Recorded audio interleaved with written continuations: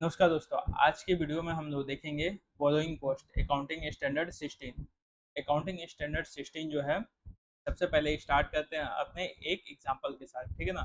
कि मान लीजिए एक कंपनी है एक्स वाई जेड लिमिटेड, जो कि एक नई फैक्ट्री बना रही है। ठीक है? फैक्ट्री बनाने के लिए कंपनी को बैंक से 50 लाख रुपीज़ का लोन लेती है। ठीक है? 50 लाख का लोन लेती है। अब सवाल ये आता है कि इस लोन पर जो इंटरेस्ट लग रहा है, उसको एक्सपेंस मानेंगे या एसेट्स में ऐड करेंगे। ठीक है? इसी कंफ्यूजन को दूर करने के लिए अकाउंटिंग स्टैंडर्ड 16 आता है, जो कि बोरोइंग कॉस्ट के लिए डील करता है। ठीक है ना? इसका डेफिनेशन हम लोग समझते हैं कि बोरोइंग कॉस्ट का मतलब क्या होता है। वो कॉस्ट जो कंपनी को लोन लेने पर इंकर होती है। ठीक है ना? उसी को बोरोइंग कॉस्ट बोलते हैं। जैसे कि interest on loan, bank charges, processing fees.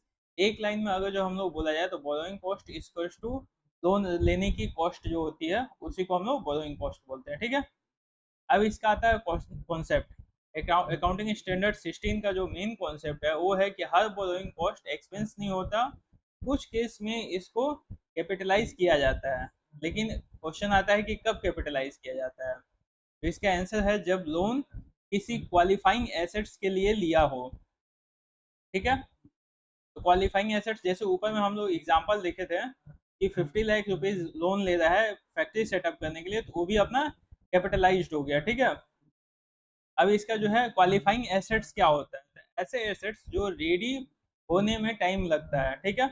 जैसे कि एग्जांपल देखें अगर जो, तो फैक्ट्री बिल्डिंग हो गया, फैक्ट्री हो गया, लार्ज मशीनरी हो गया। सिंपल लैंग्वेज में अगर जो बोला जाए तो टाइम टेकिंग एसेट्स को क्वालिफाइंग एसेट्स बोला जाता है। ठीक है? अब एक और एग्जांपल के साथ हम लोग देखते हैं कि एक्स वाई जेड लिमिटेड ने फैक्ट्री बनाने के लिए 50 लाख का लोन लिया। इंटरेस्ट 5 लाख है। फैक्ट्री बनाने में 1 साल लगेगा। अब क्या करें? तो अब ये जो है, ये 5 लाख इंटरेस्ट एक्सपेंस नहीं होगा, ये फैक्ट्री की कॉस्ट में ऐड हो जाती है। ठीक है? फाइनल एसेट जो होता है, final asset cost 50 lakh plus 5 lakh equals to 55 lakh. इसका मतलब है कि एसेट्स की रियल कॉस्ट में बोरोइंग कॉस्ट इंकर होता है। ठीक है ना? एसेट्स की रियल कॉस्ट में बोरोइंग कॉस्ट इंक्लूड होता है। लेकिन अगर लोन जनरल पर्पस के लिए लिया जाए, जैसे कि वर्किंग कैपिटल के लिए, इस केस में क्या होता है कि इंटरेस्ट डायरेक्टली एक्सपेंस बन जाता है। क्लियर? अब आते हैं एडवांटेज पे।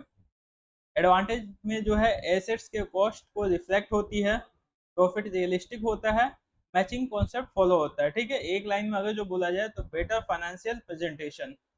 अभी तक में कोई आपको डाउट है तो आप हमें कमेंट में पूछ सकते हैं क्वेश्चंस को, या फिर कोई भी डाउट है तो आप हमें क्लियरली पूछे, हम रिप्लाई करेंगे। ठीक है ना? अब लिमिटेशन में आते हैं। तो लिमिटेशन जो होता है, कैपिटलाइजेशन कैलकुलेशन कॉम्प्लेक्स होती है, जजमेंट रिक्वायर्ड होती है, टाइम पीरियड डिसाइड करना ट्रिकी होता है। ठीक है? इसीलिए प्रैक्टिकल में एरर्स हो सकते हैं। ये इसकी लिमिटेशन है। अगर जो फाइनल समरी अगर जो हम लोग देखा जाए याद करने के लिए, तो उसमें क्या होता है, बोरोइंग कॉस्ट, लोन लेने की कॉस्ट को बोरोइंग कॉस्ट बोलते हैं। फिर उसका से क्वालिफाइंग एसेट्स वो होता है जो टाइम टेकिंग होता है। ये आपके एमसीक्यूज में भी आ सकता है। Qualifying assets time taking assets होता है। स्पेसिफिक लोन कैपिटलाइज्ड होता है। ठीक है? जनरल लोन एक्सपेंस होता है। ठीक है ना? अगर जो एक स्ट्रॉन्ग कैलकुलेशन के साथ, कंक्लूजन के साथ बोले, तो एएस 16 इंश्योर करता है कि लोन की कॉस्ट सही जगह ट्रीट किया जाए, या तो एसेट्स में ऐड हो जाए हो, या एक्सपेंस में जाए। ठीक है? ये टोटल आपका रहा है एएस 16 का बोरोइंग कॉस्ट। ठीक है?